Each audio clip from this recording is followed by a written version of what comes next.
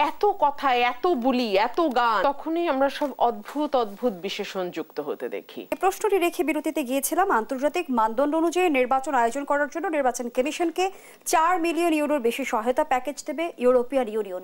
একটু জানতে চাই, আন্তর্জাতিক মানদণ্ড নির্ধারণের আসলে পদ্ধতি কি হতে যাচ্ছে?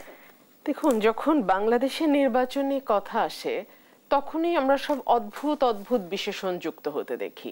কখনো শুনি অবাধ, সুষ্ঠু, নিরপেক্ষ, কখনো শুনি অন্তর্ভুক্তিমূলক, কখনো শুনি আন্তর্জাতিক মানদণ্ড, কখনো শুনি উৎসব মুখর। এক এক সময় এক এক বিশেষণ এসে যুক্ত হয়। দেখুন, পৃথিবীর অন্য সকল দেশেও তো নির্বাচন হয়, কিন্তু সেখানে তো সব অদ্ভুত বিশেষণ আমরা যুক্ত হতে দেখি না। আর বাংলাদেশে এইসব বিশেষণ যুক্ত হওয়ার সাথে সাথেই আমরা দিনের ভোট রাতেও হতে দেখি, আমরা একদলীয় ভোট করে সংসদ পুরোটা দখল হয়ে যেতে দেখি, আমরা দেখি আমি ডামি নির্বাচন, কিংবা মধ্যরাতে ভোট হয়ে গেছে, কেউ ভোটই দিতে পারে নাই, অদ্ভুত অদ্ভুত সব দেখি। সো এইসব ভারী ভারী বিশেষণ যুক্ত না করে নর্মালি যে নির্বাচনটা স্বাভাবিক হয়। কিরকম নির্বাচন স্বাভাবিক?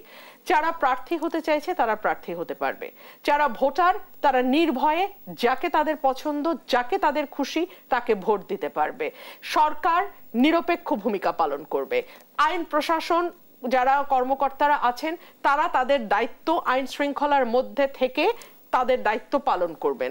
কোনো পক্ষের দিকে টিল্টেড হয়ে বা কোনো পক্ষের দিকে বেশি একটু ঝুঁকে গিয়ে তারা তাদের দায়িত্ব পালন করবেন না। আমরা চাই রাজনৈতিক দলগুলো যখন প্রচারণা চালাবে, একটি দল আরেকটি দলের উপরে কোনো রকম কোনো সহিংসতা হামলা করবে না। একটি দলের প্রার্থী বা তার কর্মী তারা অন্য দলের সহিংসতা বা হামলার শিকার হবে না।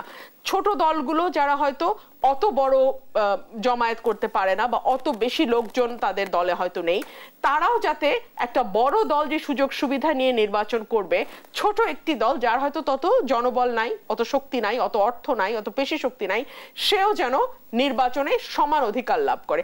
এগুলো তো ভাই বেসিক, একটা নির্বাচনের বেসিক। কিন্তু এই বেসিকটাই বাংলাদেশে আমরা এখনো করতে পারলাম না বলেই আন্তর্জাতিক মান শুনতে হয়, অবাধ, সুষ্ঠু, নিরপেক্ষ শুনতে হয়, অন্তর্ভুক্তিমূলক শুনতে হয়, উৎসব মুখর শুনতে হয়, বিশ্বের সবচেয়ে শ্রেষ্ঠ নির্বাচন আমি দিয়ে যাব এটাও আমাদের শুনতে হয়, বাংলাদেশে 53 বছরে কোনো সকল নির্বাচনকে ছাড়িয়ে যাবে এইবারের নির্বাচন, এইসব ওয়াদাও শুনতে হয়।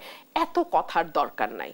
বাংলাদেশে না আমরা দেখি দেশপ্রেম নিয়ে এত কথা, এত বুলি, এত গান, এত কবিতা, এত নাটক, এত চেতনা নিয়ে এত বকবক, এটা পৃথিবীর কোথাও হয় না। আমাদের ভেতরে দেশপ্রেম নাই বলে আমাদের এত জোরে জোরে এগুলো আওয়াজ করতে হয়। নির্বাচন হবে যেভাবে নির্বাচন হওয়ার কথা, যেভাবে আর 10টা দেশে নির্বাচন হয় সেভাবে নির্বাচন হবে, ওইটুকু গ্যারান্টি দিতে পারলেই হইলো।